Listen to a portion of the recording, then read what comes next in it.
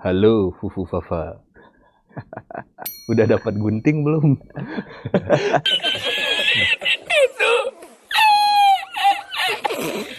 Selamat datang di Frugal Politik. Saya Bana dan di samping saya ada orang anak muda yang sangat saya kagumi. Luar biasa kiprahnya, Seno Bagaskoro.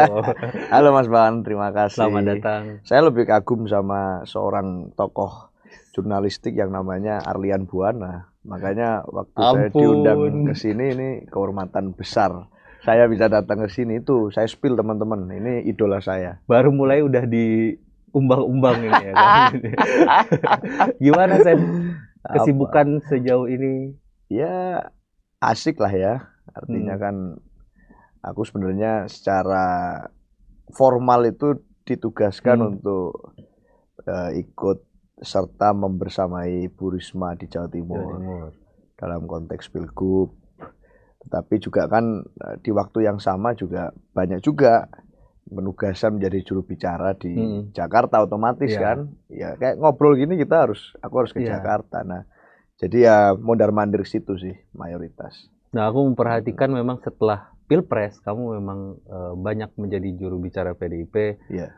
2 atau 3 tampil di TV setiap hari kamu selama 6 bulan ini. Iya, ya emang artinya suatu hal yang nggak pernah aku bayangin sebelumnya, Mas Ban. Kenapa? Karena ya ini aku belak-belakan ya di sini.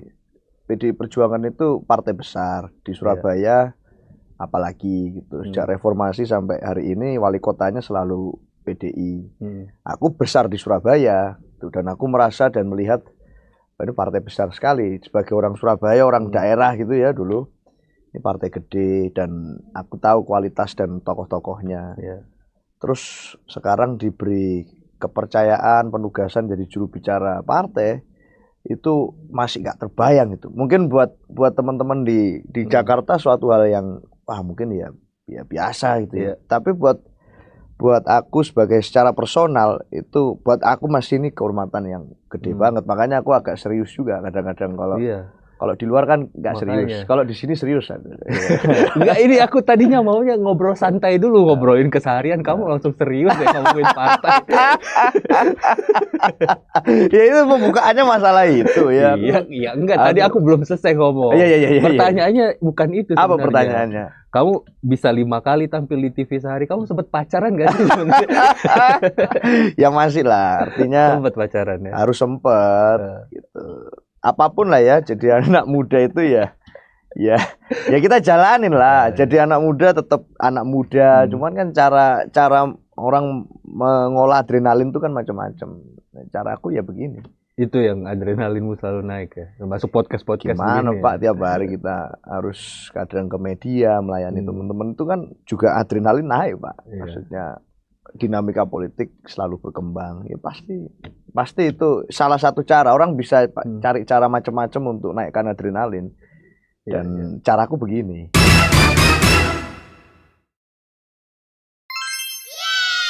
Hiburanmu apa sih Sen sehari-hari? Apa ya? Main game apa? Masih gitu, aku main game masih. Aku pemain FIFA yang cukup konsisten gitu ya. FIFA PS-an. Gitu. Iya, sama PES itu aku main. Terus aku main musik sebenarnya. Ngeband. Aku ngedrum. Oh iya. Mungkin banyak yang nggak ngerti, tapi sebenarnya kamu drummer. Sebagai pemain drum itu nalar basicnya itu menjaga tempo, Pak. Tempo, ritme. Itu untuk semuanya dan harus paling tepos liro karena kalau dia salah yang lain ikut salah, lagunya ikut salah. Jadi pemain drum itu memberikan satu software di aku gitu untuk menjaga ritme, menjaga tempo dan menyadari pola. Pada saat yang lain mulai akan masuk ke ref, ya kita harus siap fill in. Saat yang lain lagi ngisi ya kita harus agak slow down biar yang lain bisa tampil, biar gitarnya bisa tampil, keyboardnya bisa tampil. Nah itu ternyata feeling yang sangat penting di politik. Jadi ada kaitannya itu apa yang aku pelajari bertahun-tahun lalu sama hari ini yang aku rasain. Ya kalau dari sudut pandang umum kan kayaknya nggak nyambung gitu, drum bisa membantu di politik. Tapi Seno ini luar biasa bisa menyambung-nyambungkan. Itu feeling Pak, itu masalah penataan feeling gitu. Jadi bukan cocok logi murni, tapi kerasa ya feelingnya, maksudnya kapan kita harus ngegas, kapan harus ngerem. Oh, lebih Kata ke Cak situ. Nun kan di hidup itu harus tahu kapan ngegas, kapan ngerem. Nah, Iya. itu yang di drum aku belajar feeling itu. Meskipun ya di politik beda ya adaptasinya. Tapi ya kurang lebih gitu. Iya, iya. Itu cara hobi aku, ada hobi juga Pak sebagai anak muda Pak. Iya. Kamu sebagai politisi atau orang yang bicara politik dan juru bicara itu Iya. adalah rookie kan, pendatang Rookie. baru. Betul. Pemain SSB gitu ya. Baru lulus akademi. Akademi gitu. U19 ya. Dan kamu sering sekali aku lihat ya berdebat dengan politisi senior dari partai-partai lain itu. Iya. Pertama kamu ingat nggak? Pertama kamu berdebat dengan orang di TV nasional itu dengan siapa? Dengan Bang Habibur Rahman. Habibur Rahman. Siapa namanya? Gerindra. Dia menyebut dirinya siapa? Om Dewan. Om Dewan. Ya, Om Dewan ganteng. Om Dewan Iya, ganteng. itu Bang Habib di Kompas aku ingat. Isunya? Isu tentang Pilpres sih gitu. Dan adu kuat komposisi tim pemenangan kalau nggak salah. Waktu itu ya. Aku ingat itu. Ingat betul karena buat aku itu pengalaman yang nggak mungkin aku lupa. Itu yang senior ya. Iya. Sebelumnya mungkin ya baru sama yang sama-sama muda Iya. gitu. Tapi yang pertama kali dengan senior Bang Habib. Dan buat aku wah ini ketemu artis politik gitu. Waktu itu gitu. Iya. Dan di nasional pula gitu. Meskipun sebelumnya ya pernah aku lalui itu di Surabaya waktu jadi juru bicaranya Mas Eri maju pertama. Ya aku juga melalui itu melawan senior. Itu lebih deg-degan lagi waktu itu karena benar-benar Oh, pertama. justru yang lebih dengan Om Iya. Dewan ini tidak terlalu deg-degan. Ya deg-degannya karena aku merasa ini artis gitu Iya. ya. Dan ini di Jakarta bukan di home cityku gitu. Tapi yang deg-degan banget yang pertama itu. Ini ketua tim pemenangan waktu itu, mantan bupati. Nah, aku baru lulus SMA. Rasanya ya opo gimana kita ini mau ngomong apa. Tapi basicnya sama sebenarnya. Sampai hari ini pun sama. Ya prinsipnya adalah rasa saling menghormati lawan debat. Itu yang penting. Aku menghormati semua lawan debatku. Maka dari itu sebagaimanapun argumen-argumen yang mereka keluarkan itu aku nggak sepakat pada saat mereka ngomong. Nggak ada track recordnya aku memotong pembicaraan mereka. Itu buat aku adalah etika yang penting. Maka dari itu kalau aku dipotong, ya aku akan berharap dan bergestur bahwa aku tadi nggak memotong pembicaraan senior-senior ini loh. Jangan aku pada saat ngomong dipotong juga. Karena itu ada perasaan, ya aku menghormati. Mereka punya stance politiknya. Mereka punya pemikiran yang membuat mereka berkesimpulan seperti itu, ya boleh, ayo kita beradu. Pada waktu aku bicara akan aku sampaikan counter argumennya. Mungkin karena dulu waktu SMA aku ikut lomba debat, debater. Dan jadi ya dinamika perdebatan itu ya biasa terjadi dialektikanya. Tapi rasa hormat itu penting. Kalau kita udah merasa nggak menghormati lawan bicara kita, itulah awal mulanya kita akan banyak berkonflik on cam dan off cam. Itu nggak banget buat aku. Tapi kan kamu harus mengalahkan dia. Ya. Nah, caranya dengan cara yang diizinkan oleh mekanisme debat tentu. Apa mekanisme debat? Ya dengan argumen. Kalau argumen kita bisa mematahkan argumen mereka, itu kan mematahkan argumen nggak perlu dengan suara tinggi, nggak perlu dengan marah-marah. Tapi bisa juga dengan cara yang lain. Mungkin ada teman-teman politisi, senior politisi yang punya tekniknya sendiri. Tetapi kalau aku lebih memilih itu. Jadi ya pakai sama-sama argumen, kita hidup di ruang publik yang masyarakat Indonesia bisa tahu kok. Iya, adegan di televisi nasional itu kalau mempertemukan televisi seringkali menjadi polusi visual dan juga polusi audio itu karena rebut-rebutan kan ngomongnya. Kamu nggak termasuk yang suka rebut-rebutan itu? Ada yang mungkin suka dan boleh ya, karena ya itu pilihan. Tapi aku nggak nyaman aja kalau kayak gitu. Karena ya gimana, poinku, aku nggak akan fokus dengan poinku. Dan pada saat menjadi juru bicara itu satu hal yang aku pelajari, Mas Bana. Ternyata teknik yang paling susah itu bukan bicaranya. Bicara itu ya hanya bagian natural, tapi yang paling harus dikuasai oleh setiap juru bicara itu sebenarnya menurutku adalah mendengarkan.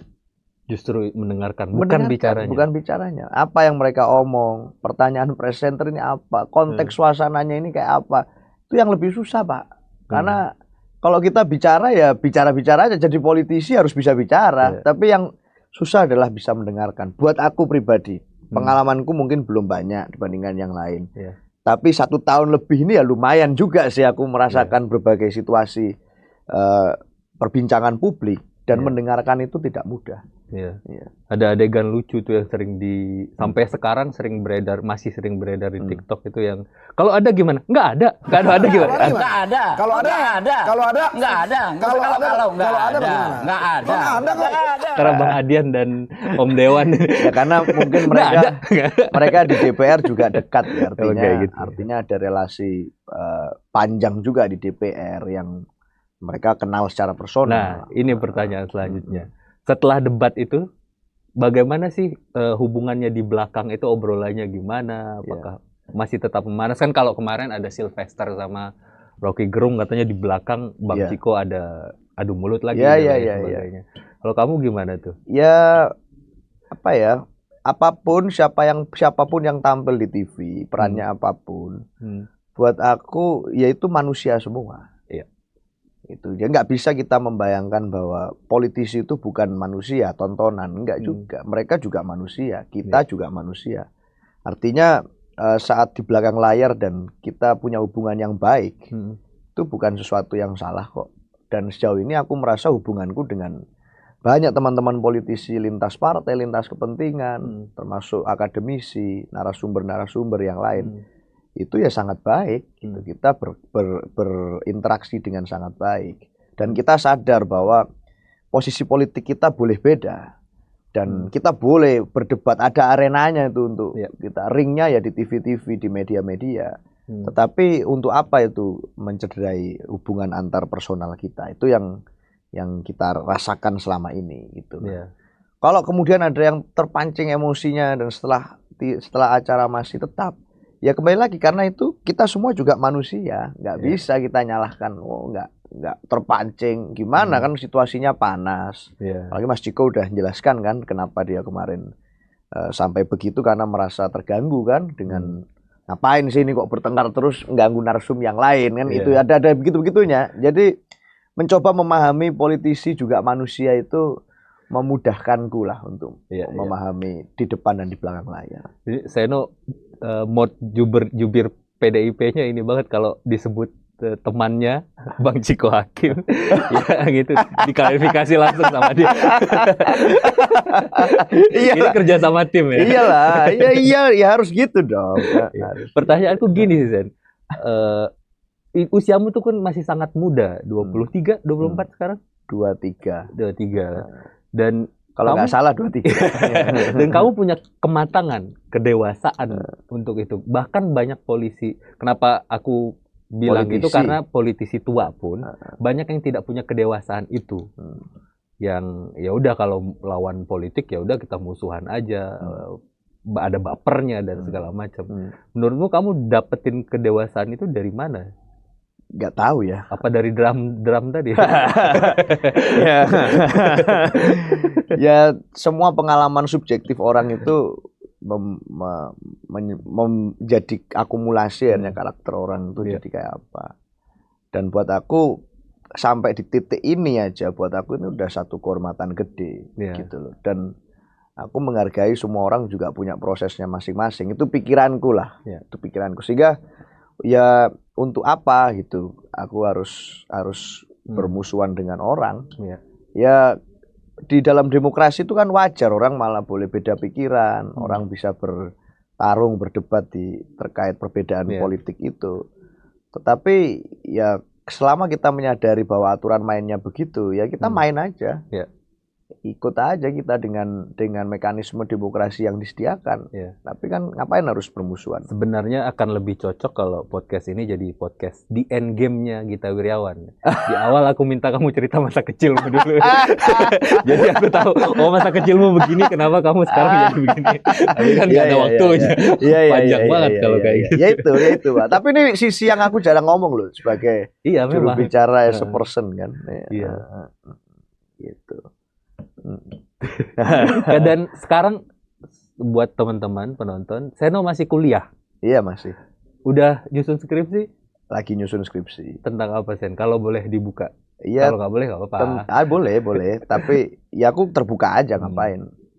Aku memang masuk kuliah itu kan telat setahun. Jadi gap year karena mau ke Jerman dulu dan nggak jadi. Masuk 2020 dan ini ya memang masanya menyelesaikan skripsi. Agak telat sedikit iya. Dan aku merasa mencoba untuk tidak telat pun tidak mudah karena kemarin pada waktu Pilpres potong banyak banget. Iya, secara fisik aku harus di sini. Gimana? Aku nggak bisa standby di kampus. Pasca Pilpres masih ada pemilu yang aku harus keliling juga. Jadi ya aku nggak mau cepet-cepet kayaknya selesai 2 tahun tapi nanti kayak ada tokoh publik yang lagi kayak begitu kan, kayaknya 2 tahun selesai disertasi tapi malah apa ini? Aku mau berproses aja gitu. Dan ya kalau harus agak telat ya nggak apa-apa, memang ada hal lain yang aku lagi perjuangkan. Nah makanya skripsiku aku mengambil tema yang dekat sama yang aku kerjakan, yaitu pidato kongresnya Bu Mega di tahun 2014 dan 2019. Dan dalam konteks itu aku bicara tentang apa korelasinya ke pelembagaan partai. Gitu. Karena itu jadi isu yang agak sentral di PDI Perjuangan tentang pelembagaan partai. Penasaran juga aku karena kongres itu kan mahkamah forum tertinggi gitu, untuk membicarakan strategi-strategi partai yang utama. Jadi gimana konteks waktu kita waktu itu di luar pemerintah tahun 2014, perbandingannya dengan 2019 pada saat kita sudah punya presiden, lalu konteks pelembagaan partainya apa approach-nya, gitu, pada saat melawan dan pada saat di dalam. Ini yang aku coba untuk cari dari pidatonya Ibu. Jadi nggak bisa PDI Perjuangan bertumpu hanya pada orang per orang, tapi pidato, sikap itu harus dituangkan dalam bentuk institusionalisasi, entah itu sekolah partai, entah itu kebijakan, entah kaderisasi, apapun lah. Tapi itu harus terlembaga. Nah ini yang aku pelajari di skripsiku. Itu pakai teori institusionalisasi itu atau? Ya tentang pelembagaan partai. Aku pakai Manwaring, habis itu ya kualitatif lah metodenya. Nggak pakai survei-surveian ya? Bukan survei. Gimana caranya kita mensurvei itu, Pak? Nggak bisa. Ya, jadi sesi 1 ini kita tetap akan ngomong yang personal. Jadi aku lanjutin yang boleh, karena boleh, udah ngomong soal Bu Mega. Boleh. Pertama, salah satu kemunculan pertamamu itu adalah opinimu di detik.com yang sebenarnya dari status Facebook ya? Atau dari apa tuh? Enggak, ya memang nulis. Memang nulis untuk opini detik.com. Judulnya apa sih? Megawati dan anak muda. Ya, dan itu kamu buka. Seno membukanya bagus sekali dengan katanya dia ingin menelpon Ibu Mega dan ingin mendengar suaranya. Iya, benar. Coba cerita deh, Sen. Gimana tuh kamu bikin fragmen itu dan cerita itu dan kemudian nulis opini itu, dan setelahnya apa yang terjadi? Ya itu pengalaman masa kecilku yang real memang, yang aku coba tuangkan di situ. Karena waktu itu aku lagi gandrung-gandrungnya dengan PDI Perjuangan. Meskipun aku sudah ber-KTA lama dari 2020, tapi waktu itu aku ditunjuk menjadi koordinator paduan suara Pak. Untuk acara HUT partai yang di G-Expo Kemayoran awal tahun 2023. Ya Seno Bagaskoro waktu itu di Jakarta bukan siapa-siapa waktu sebelum itu, nggak ada yang tahu aku gitu. Dan sebagai koordinator Padus itu acaranya rame betul itu di G-Expo itu. Wah, orang banyak gitu. Dan kita menyanyi lagu medley Indonesia. Kamu ikut di dalam paduan suara? Ikut Pak, boleh dicek itu. Suaramu jadi suara apa? Aku nggak tahu lah, joget aja pokoknya. Nah itu boleh dicek itu di videonya partai waktu HUT. Tahun 2023. Itu ada itu aku dan teman-teman Jatim. Lalu lagu-lagu Indonesia Raya, bukan Indonesia Raya, Indonesia Kebangsaan, ada lagu Padamu Negeri, ada lagu daerah gitu ya. Itu di medley itu dengan sangat mewah itu dengan acara Pak. Dan aku merasa ini aku kok cinta sekali dengan partai ini. Bu Mega pidato waktu itu gitu. Aku merasa waktu pulang aku muter lagu medley itu, aku puter terus tuh di mobil lagu-lagu partai, rasanya masih berbunga-bunga. Makanya gitulah itu ideologisasiku itu menjadi semakin romantis waktu itu. Lalu yang terjadi di medsos kok malah lucu aku melihat. Banyak orang mengkritik Bu Mega tentang pidatonya Ibu. Dan tidak banyak yang tahu bahwa pidato itu konteksnya adalah tentang perpanjangan jabatan presiden atau 3 periode. Ya, 2 wacana itu. Dan Bu Mega mengkritik keras. Dan itu dibully di medsos. Luar biasa, banyak itu. Ya karena ada mesin yang bergerak dari... Ada mesin yang bergerak. Buat aku waktu itu aku nggak tahu ada mesin atau enggak kan. Tapi aku melihatnya ini gila ini kok berbeda dengan yang aku rasakan. Rasa yang aku rasa. Dan aku memutuskan untuk menulis tentang Bu Mega. Aku nulis dan aku ingat pada waktu aku kecil memang itu aku pernah punya keinginan itu. Aku pengen telepon dengan Bu Mega. Gitu. Beberapa tokoh waktu itu, Gus Dur, Bu Mega, lalu ada, aku lupa beberapa ya. Salah satunya Bu Mega. Kenapa? Nggak tahu, pengen aja aku minta ke orang tua, aku minta di tulisan itu kamu bilang kamu ingin mendengar suaranya yang merdu. Iya, aku pingin aja, bener-bener aku pingin gitu ya, aku pingin aja. 1, perempuan. 2, cantik. Terus ya nggak mungkin bisa, akhirnya aku dibohongin. Ya udah ini telepon, ternyata yang ngomong nenekku. Iya. Oh kamu mengungkapkan itu ke orang tuamu? Iya, aku minta, dibohongin waktu itu. Aku ya. Usia berapa itu sih? Wah kecil banget itu. SD atau masih di sebelum SD ya. Pokoknya masih kecil banget. Tapi aku inget, aku pernah minta itu. Udah dibohongin ya percaya aja aku gitu kan. Ya oh ya udah telepon, bangga banget aku cerita ke semua satu kelasku. Nah setelah itu apa yang terjadi? Aku tulis itu di Detik. Aku tulis di sana dan aku ceritakan tentang bagaimana aku memandang PDI Perjuangan. Nah tulisan itulah yang ternyata dibaca oleh Bu Mega.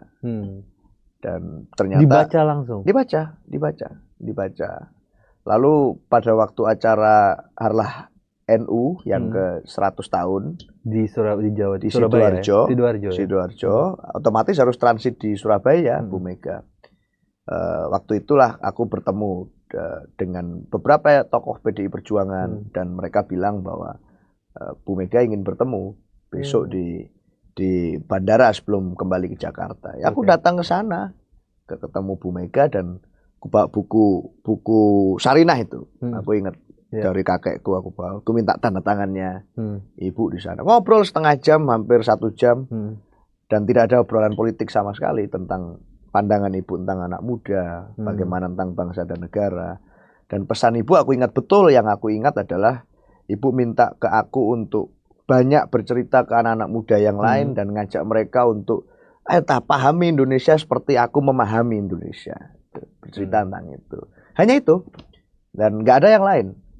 Dan aku nggak terbayang akan ditugaskan jadi apa, apalagi jadi jubir yang berada di depan. Nggak pernah terbayang. Dan membuat aku pertemuan itu sangat berkesan sampai sekarang. Itu cerita konteks. Tulisan itu dan impactnya. Makan siangnya apa lauknya Sen? Itu nggak jam makan siang sih. Jadi minum aja, minum air berapa putih. itu? Jam berapa pokoknya sebelum kembali ke Jakarta sekitar jam 10 lah. Ya, itu bukan pas sambil makan. Ya gitu. Jadi buat aku tulisan itu mengubah jalan hidupku. Gitu. Itu mengubah jalan hidupku. Satu buah tulisan di Detikcom itu mengubah banyak hal. Dan sejak hari itu ya berbeda. Aku bukan lagi Seno yang dulu. Tapi Seno yang harus ke Jakarta, dan itu kesempatanku untuk bicara dan didengar banyak orang menjadi semakin luas. Itu Mas Ban. Ini aku perlu adegan terharu juga nggak? Perlu lah. Tapi ini terharu bener soalnya. Coba. Iya. Serius. Itu ceritanya. Iya. Ya, kamu berubah jadi anak muda biasa untuk kemudian menjadi, ya itu, badanmu sekarang adalah menjadi badan publik gitu. Iya. Menyerahkan dirimu, mewakafkan dirimu untuk bener. Untuk kerja-kerja ini. Serius, karena ya itu konsekuensi ya. Artinya gimana, kita nggak bisa lagi jadi anak muda yang careless. Karena di jalan, di mall sering ya ketemu orang yang mungkin pernah lihat, mungkin pernah apa. Tadi kamu cerita di buku kakekmu, buku Sarina itu. Nah, ini aku tanyain biar orang-orang dengar langsung jawaban dari Seno. Salah satu pertanyaan paling banyak di Google. Seno Bagaskoro anak siapa? Siapakah kakekmu itu? Itu pertanyaan yang sejak Pilpres sampai sekarang masih ada. Masih ditanyakan, dan padahal sudah aku jawab masih ditanyakan lagi. Karena dijawabnya di forum-forum kecil begini. Semoga ini besar audiensnya ya, banyak yang dengar. Ayahku itu seorang karyawan swasta, profesional yang meniti ya step by step lah. Artinya ya bekerja di sebuah perusahaan, bukan pengusaha. Ada informasi yang beredar di Google katanya pengusaha gede. Dari mana? Pejabat tinggi negara. Tinggi apa? Ada lagi yang bilang ini adalah pimpinan partai di Jawa Timur yang enggak enggak pernah keluarga gue itu bersentuhan sama politik. BerKTA parpol enggak ada. Ditarik kemanapun, mau ke kakek nenek dari ayah dari ibu enggak ada. Ayahku seorang karyawan swasta di perusahaan yang ada di Surabaya. Terus ibuku juga seorang psikolog dulunya, pernah mengajar jadi dosen dan sekarang jadi ibu rumah tangga. Jadi nggak ada. Tapi berarti kamu orang aneh dalam keluargamu, kan? Ya orang aneh, dan zaman kecil waktu aku mulai dulu ya kena omel terus, ngapain gitu loh ngikutin hal semacam ini, karena bukan itu bayangannya kan. Tapi ya aku membuktikan bahwa yang penting aku bisa bertanggung jawab atas pilihannya. Tapi kakekmu punya buku Sarinah dan tentu saja pasti punya banyak buku lain ya? Iya, kakekku yang dari ibu ini ya, bekerja di bank. Itu. Terus kakekku yang dari ayah, itu dulu seorang tentara Angkatan Laut. Itu. Anak kolong berarti. Anak kolong. Ayahku anak kolong. Itu. Jadi ya itu, nggak ada yang di politik. Jadi kalau lebih masuk akal kalau aku jadi dokter atau jadi tentara. Lebih masuk akal. Atau akademisi. Ya, ini kita untuk menutup bagian akhir yang banyak orang tidak tahu dan saya tahu. Seno itu ini jago impersonating, menirukan orang bicara. Kamu belajar impersonating itu dari usia berapa? Nggak ada aku belajar impersonating. Nggak belajar ya? Tahu-tahu bisa aja. Iya. Ya kadang orang merasa aku bisa padahal ya nggak juga gitu. Cuman itu spesial untuk Mas Bana. Coba di sini ya. Kamu mau impersonate siapa? Aku nggak mau impersonate siapa-siapa. Please, satu aja. Kalau di depan aja. kamera. Satu aja. Siapa? Siapa? Bung Karno, tapi dalam dalam bahasa percakapan anak sekarang. Iya. Dan tema anak sekarang, coba. Tema anak sekarang tuh gimana ya? Anak sekarang lagi suka ngomongin apa ya? Yeah. Ya udah ngomongin kabinet kayak misalnya. Kalau Soekarno sekarang Bung Karno masih hidup dan dia anak Jaksel dan audiensnya ini anak Jaksel nih. Bung Karno itu gini ya. Aku cerita dulu. Bung Karno itu fase di banyak bahasa. Jadi dia itu kadang kecampur-campur antara Inggris, Jerman, anak Jaksel banget kan? Jawa juga, dan Belanda itu kecampur semua. Dan seringkali di pidatonya juga dia mencampurkan diksi itu. Misalnya gini, dia bilang Pancasila itu sebagai light star. Itu padahal dari kata Jerman harusnya light stern. Oh iya. Iya, jadi itu bintang penuntun. Kalau bicara bahasa Jerman diksinya itu light stern harusnya. Aku pernah belajar Jerman karena dulu mau ke Jerman. Star itu bahasa Inggris. Iya. Jadi Bung Karno pada saat bilang bintang penuntun, light star, harusnya light star. Tapi karena dia kecampur memang apa? Karena Lightstar itu cahaya bintang bukan penuntun ya. Bahkan mungkin nggak ada ya di Jerman ya Lightstar. Oh, yang iya, ada betul. Lightstern gitu. Dan itu yang kecampur-campurnya. Maka kalau dia ngomong dalam konteks sehari-hari, seringkali kecampur-campur gitu. Campur juga. Jadi iya. Jadi kalau lu mau bikin satu revolusi yang menggelorakan seluruh anak-anak dari Melawi sampai ke Kemang, lu harus Samenbundeling von alle revolutionäre Krachten International. Yang artinya Penyatu paduan seluruh kekuatan revolusioner di tanah air. Itu bro. itu tangan buat Seno. Sampai ketemu lagi di episode berikutnya.